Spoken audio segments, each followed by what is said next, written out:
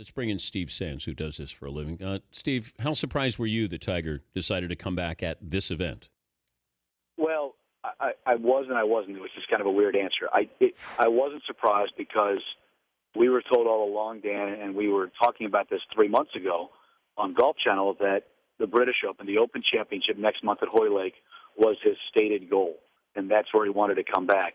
So it makes sense that he would try to get a tournament in before playing a major championship after coming off of the back surgery, and this would be the perfect one because this tournament benefits the Tiger Woods Foundation. It's a tournament that he and his foundation founded. So if you're going to warm up, in quotations, at an event where you, not that you don't have a chance to win, but you're going to have to kind of ease your way back into competition, this would be the one, Dan. But it did seem a little bit early from what all of the medical people in our lives were telling us. If this wasn't Tiger's tournament, would he be playing this week? No question. In fact, he said that yesterday in his news conference. I thought, he was pretty forthcoming for a guy who's pretty close-lipped for the most part, as it pertains to his personal life and his golf life. Yesterday, he came out and said a few things, publicly that he normally wouldn't, and one of them was that, Dan, that if this was not the Quicken Loans National, his event for the Tiger Woods Foundation, everything benefiting that, that he probably would not have teed it up. But this one I don't understand. Tiger could have been an official greeter, been a man of the people. I just mentioned this, that he could be Jack Nicklaus at his tournament. He could be Arnie at his tournament. I mean, Tiger's earned that status. That this, you're visible, you're there, you're raising money, you're more hands-on with the tournament. And I know that you want eyeballs on the tournament, and CBS is going to love this weekend because you have Tiger playing, if he makes the cut. But couldn't you see him embracing the ambassador, the greeter role, and still being a part of this? You ever been around Tiger, Dan?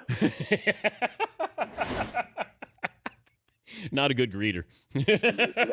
that would be like trying to extract you out of the bar in Sochi. Oh, it's not going to happen. It's not going to happen. No, Tiger's not like that. Listen, Byron Nelson used to, before Byron passed away, he used to sit in that chair on 18 and greet everybody as they walked off the 18th green at his tournament. Mr. Palmer does it. Nicklaus does it. And there's no question he's earned the status of doing it, but that is not the way Tiger Woods is going to live his life. Okay, but how can he play this event without being Tiger Woods? Well, that's the interesting thing. Now, the critics will say, this is what's fascinating to me about the media. Now, we've been doing this a long time, Dan, so it's fascinating to me how the writers, how some of the analysts dig into this.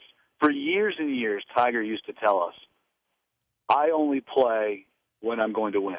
I only play when I have a chance to win. I only play when I'm at my peak and I'm ready to win. Well, he's not going to win this week. And he's clearly getting some reps under his belt to then go try to perform in a few weeks at Hoylake over in England to try to win another Open Championship. So some people will say, this is going against what he's always told us.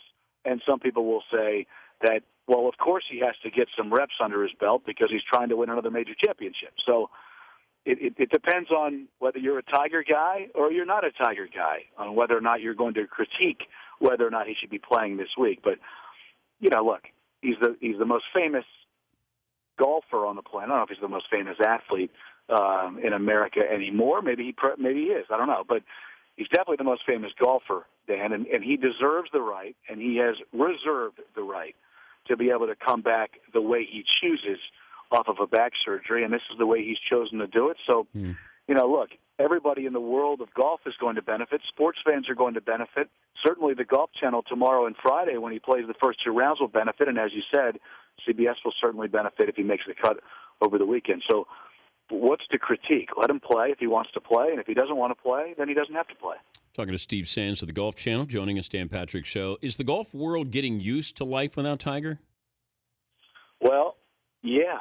I mean, it's bizarre. Listen, I was here last year at Congressional when he didn't play, and it was so bizarre. His own event, the Tiger Woods Foundation logo is all over the place, and the only time he showed up is with Ahmad Rashad at 18 to congratulate Bill Haas on Sunday.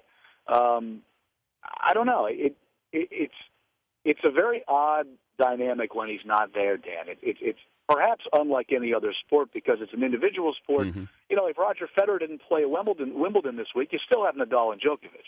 Now, if all three of them went away, that's one thing. But in golf, it's clearly one guy who moves the needle and then the rest. Look at our ratings.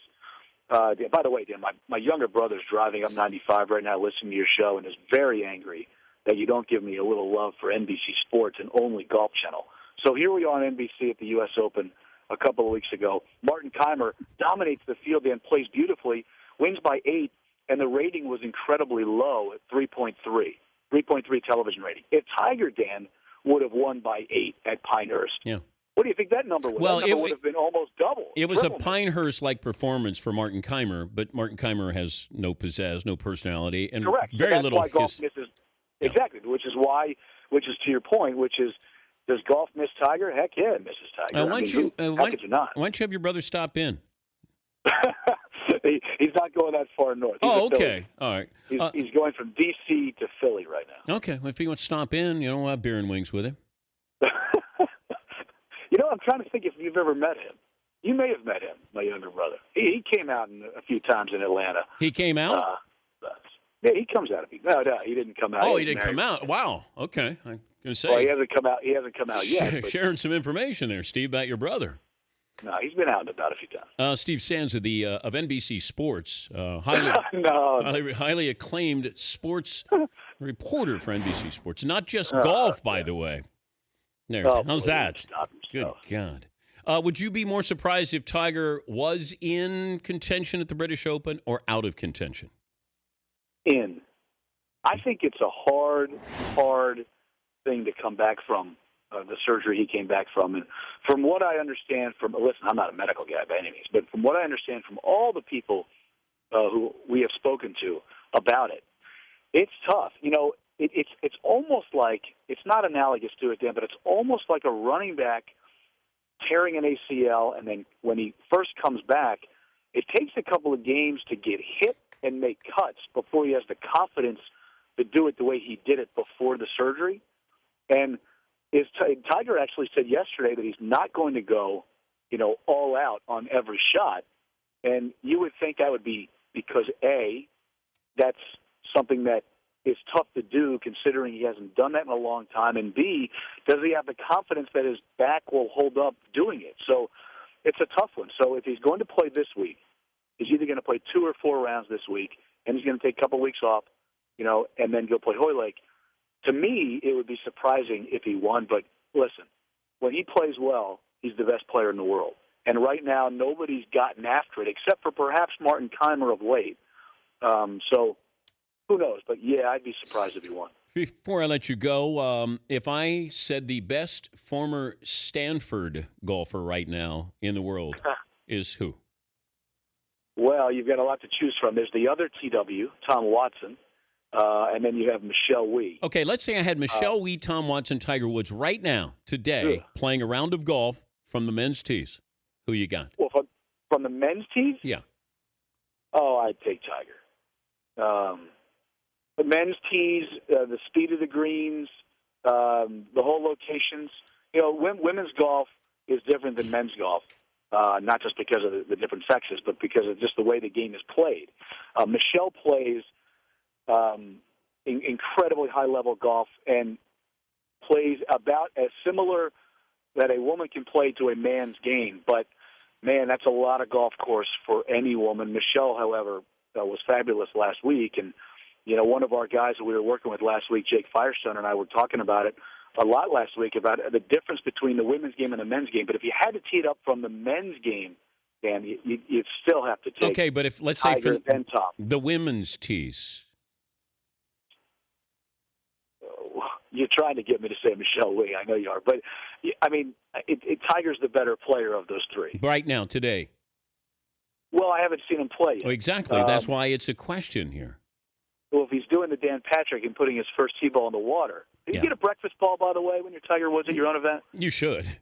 I think you should. Yeah, you should. It's Tiger, Dan. Okay, if Tiger's healthy, listen, I don't think he would play this week if he wasn't healthy enough to play. I don't think he's playing this week only because it's his Foundations tournament. So he's healthy enough to play, I think that You if love you had to bet Tiger. your house. I do You not. If love you had to, Tiger. Oh, Tiger. Oh. if you had to bet your house on it, Dan, who you taking?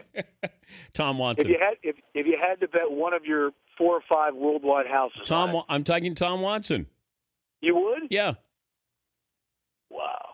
Yeah. I'm not afraid. I don't have to worry about Tiger, talking to me after he finishes his round. There's one thing that I've known you for more than 20 years, Dan. One thing I can honestly tell your audience, you definitely don't play afraid. You do not play scared.